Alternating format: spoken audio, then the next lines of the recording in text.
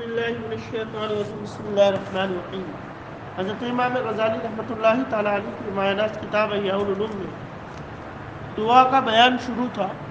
دعا کے بعد حضرت امام غزالی نے یہاں سے 12 حکایات یعنی 12 قصے یہاں سے بیان کیے ہیں، اور یہ قصے ایسے ہی بیان نہیں کیے، ہر قصے کے پیچھے ایک نہ ایک نصیحت ضرور ہے۔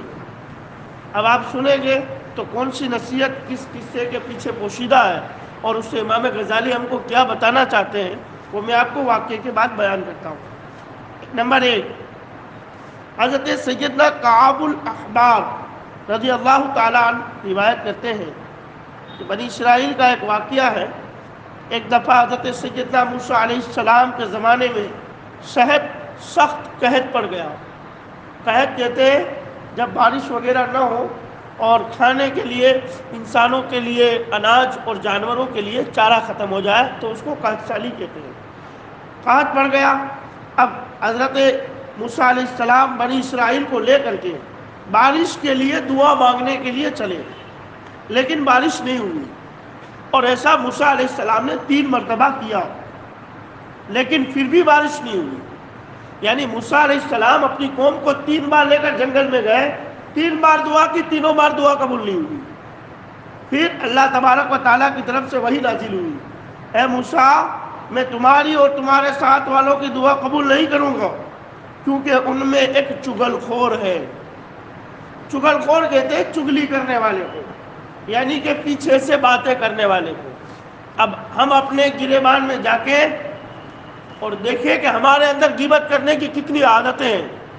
اللہ کی پناہ کچھ جگہ تو ایسی ہوتی ہے کہ وہاں پر لوگ بیٹھتے اسی لیے تاکہ پورے گاؤں کا چرچا کیا جائے، سمجھ رہے ہیں، یہ کیا ہے وہ کیا ہے، اور خاص کر کے بڑھاپے کی منزل میں 5-6 بوڑھا مطلب جو ہوتے ہیں بیڑی لے کر کے اسی قسم کی باتیں، یعنی یہ ہے وہ ہے۔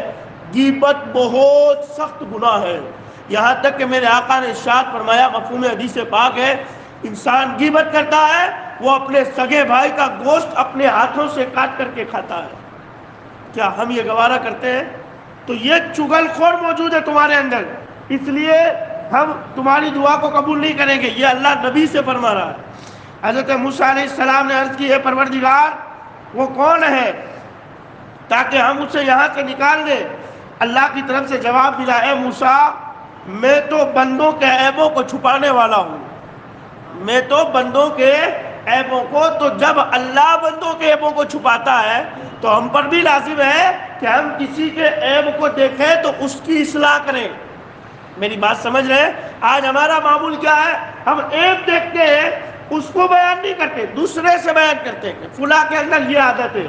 اگر آپ صحیح میں اصلاح کرنا چاہتے ہیں تو آپ اسی آدمی کو کہیں جس آدمی کے اندر یہ غلطی ہے، کیونکہ غلطی اسے سدھارنی ہے، دوسرے کو نہیں۔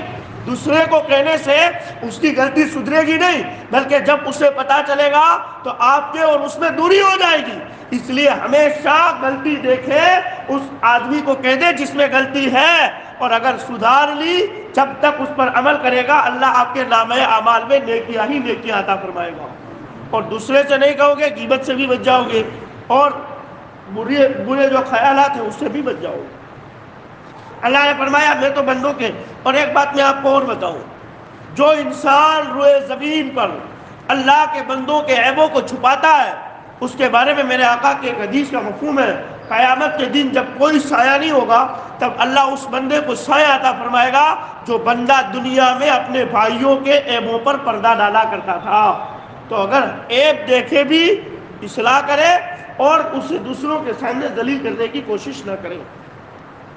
حضرت سیدنا موسیٰ علیہ السلام نے بنی اسرائیل کو حکم دیا کہ تم سب بارگاہ رب العزت میں چغلی سے توبہ کرو۔ جیسے ہی توبہ کی اللہ تبارک و تعالیٰ نے انہیں بارش عطا فرمائی۔ پتہ کیا چلا، بندہ اگر کوئی گناہ کرے اور اللہ کی بارگاہ میں توبہ کر لے تو اللہ تبارک و تعالیٰ اس کی توبہ کو قبول فرماتا ہے، اور توبہ بھی ایک دعا ہی ہے، سمجھ رہے ہیں؟ استغفر اللہ ربی من کل ذنب و خطیئۃ و اتوب الیہ، یہ بھی ایک دعا ہی ہے کہ بندہ اپنے رب کی بارگاہ میں یہ دعا کے طور پر کہتا ہے، اے اللہ میرے گناہوں کو معاف فرما۔ اللہ فرماتا ہے بندے التائب من الذنب کمن لا ذنب لہ، توبہ کرنے والا میری بارگاہ میں ایسے ہی ہے جیسے اس نے تو گناہ نہیں کیا ہے، میں اس کے گناہوں کو معاف فرما کر اسے نیکیوں میں تبدیل فرما دیتا ہوں۔ لیکن توبہ توبہ کے معنی میں ہونی چاہیے، پھر نہ کہ ابھی یہاں پر مال ہڑپ کیا دوسرے کا، پھر توبہ کر لی، پھر ہڑپا، پھر یہ مذاق ہو جائے گا۔ اللہ ہمیں بچنے کی توفیق عطا فرمائے۔ نمبر 2، حکایت نمبر 2، حضرت سیدنا سعید بن جبیر رضی اللہ تعالیٰ عنہ، یہ پائے کے تابعی ہے۔ حضرت سعید بن جبیر اتنے بڑے پائے کے تابعی کہ حضرت سعید بن جبیر سے ملنے کے لیے حجاج بن یوسف آیا، لیکن آپ نے اسے نہیں دیا موقع۔ حجاج نے کہا لوگ مجھ سے ڈرتے ہیں، کہا وہ ڈرتے ہوں گے، وہ جن کے دل میں دنیا ہوتی ہے، پر جو اللہ سے ڈرتا ہے وہ تجھ جیسوں سے نہیں ڈرا کرتا ہے۔ یہ حضرت سعید بن جبیر کا، اور ان کا واقعہ ہے منصورات کر کے ایک عربی کی کتاب ہے، اس میں ایک لمبا چوڑا واقعہ ہے، چونکہ یہاں بیان کرنے کا وقت اجازت نہیں دیتا، ورنہ میں آپ کو بیان کرتا۔ بہت اچھا حضرت سعید بن جبیر کا واقعہ ہے۔ حضرت سعید بن جبیر کا بیان ہے کہ بنی اسرائیل کے ایک بادشاہ کے زمانے میں خشک سالی ہو گئی۔ کیا ہو گیا؟ قحط پڑ گیا۔ اس نے بارش کی دعا مانگی لیکن بارش نہیں ہوئی۔ پھر اس بادشاہ نے کہا اے اللہ ہمیں بارش عطا فرمائے گا یا ہم اسے اذیت دیں گے، یعنی اللہ کو، اللہ اگر ہمیں بارش نہیں دے گا تو ہم اللہ کو اذیت دیں گے، اللہ کو تکلیف پہنچائیں گے۔ اب سنو آگے، لوگوں نے کہا تمہارے لیے ایسا کیوں کر ممکن ہے، کیونکہ وہ تو پروردگار عالم ہے، وہ احسن الخالقین ہے، تو انہیں اذیت کیسے دے گا؟ تو بادشاہ نے کہا، لوگوں نے کہا تمہارے لیے ایسا کیوں کر ممکن ہے، اس کی قدرت تو آسمانوں میں ہے، اس کی قدرت تو زمینوں میں۔ اس نے کہا میں اس کے ولیوں اور برگزیدہ بندوں کو قتل کروں گا، اور اس کے ولی اس کو بہت زیادہ پسند ہے، اس کے ولی کا قتل ہونا، ہاں اس کو اذیت دینا وہ پسند نہیں کرتا ہے، اس لیے وہ بارش ضرور برسائے گا۔ اب اس نے ابھی ارادہ ہی کیا تھا ولیوں کو اذیت دینے کا کہ اللہ نے آسمان سے بارش نازل فرما دی۔ پتا کیا چلا؟ ولی کو جو اذیت دیتا ہے وہ اللہ رب العزت کو غضبناک کرتا ہے، وہ اللہ کو تکلیف دیتا ہے۔ اور ایک جملہ میں کہہ دوں، اللہ فرماتا ہے، حدیث قدسی کے الفاظ کے مفہوم میں آپ کو پیش کر رہا ہوں، کہ وہ بندہ جو میرے ولی کو نہیں مانتا وہ میرے سے جنگ کرنے کے لیے تیار ہو جائے۔ اب اللہ سے جنگ کرنے کی کس کو طاقت ہے؟ سمجھ رہے؟ تو اللہ کے جو ولی ہیں، اس واقعے سے پتہ چلا ان سے محبت کرنی چاہیے، ان کو ان کے نقش قدم۔ محبت کیا ہے؟ محبت نیاز پکا لی وہ محبت نہیں ہے، سمجھ رہے؟ ہاں دو نعرے لگا لیے وہ محبت نہیں ہے۔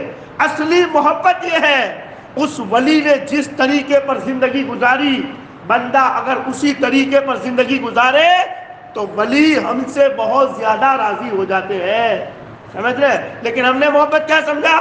ہاں میں یہ نہیں کہتا یہ چیزیں نہیں، یہ چیزیں ہماری پہچان ہے، نیازیں ہماری پہچان ہے، ہاں نعرے ہماری پہچان ہے، لیکن اسی تک محدود نہ رہے، بلکہ ولیوں کی زندگی پہ غور و فکر کریں۔ ہر ولی کے مزار کے پاس ایک مسجد ملے گی آپ کو، کیوں ملے گی؟ اس لیے کہ اس نے ہمیشہ سجدہ کیا، اسی سجدے کی وجہ سے اللہ نے اسے ولایت کا مقام عطا فرمایا ہے۔ تو ہمیشہ ولیوں کی زندگی کی طرف آنے کی کوشش کریں اور دیکھیں اللہ کے ولیوں نے اپنی زندگی کیسے گزاری ہے۔ لیکن ہم نے آج اللہ کے ولیوں کے مزارات کو بھی اپنی ضرورتوں کا مرکز بنایا ہے۔ ہم کبھی بھی وہاں خوشی سے الا ماشاء اللہ، میں سب کا نہیں کہتا، پر ضرورت پڑی ولی کے مزار پر چلے جاؤ، یہ تکلیف ہوئی ولی کے مزار پر چلے جاؤ، یہ تکلیف ہوئی ولی کے، بے شک تکلیفوں کو دور کرنے کی طاقت اللہ نے ولیوں کو دی ہے، لیکن کبھی اس نیت سے بھی جاؤ کہ آج دیکھیں کہ اس ولی کی زندگی میں وہ کون سا انقلاب تھا جس انقلاب نے اسے اللہ کی ولایت کا مقام عطا فرمایا، لیکن اس کی طرف ہم بالکل نہیں جاتے، سمجھ رہے؟ اپنی ضرورتوں کی طرف مائل ہو کر کے ہاں ولیوں کے نام کا استعمال بھی ہم اپنی ضرورتوں کے لیے کر رہے ہیں۔ اس لیے دعا ہے اللہ ہمیں ولیوں کے نقش قدم پر چلنے کی توفیق عطا فرمائے۔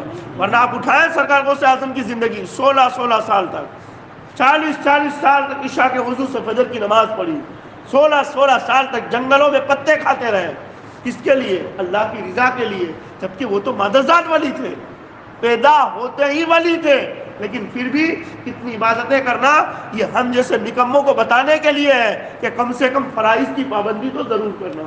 اللہ مجھے اور آپ کو توفیق عطا فرمائے۔ یہ دو واقعے ہوئے، آگے کے واقعات انشاءاللہ میں آنے والے دنوں میں آپ کے سامنے پیش کرنے کی کوشش کروں گا۔ دعا کریں اللہ ان باتوں پر پہلے مجھے اور پھر آپ کو عمل کرنے کی توفیق عطا فرمائے۔ اللہ ہمیں ولیوں کے نقش قدم پر چلنے کی توفیق عطا فرمائے۔ استغفر اللہ ربی من کل ذنب و خطیئۃ و اتوب الیہ وما علینا الا البلاغ برحمتک یا ارحم الراحمین۔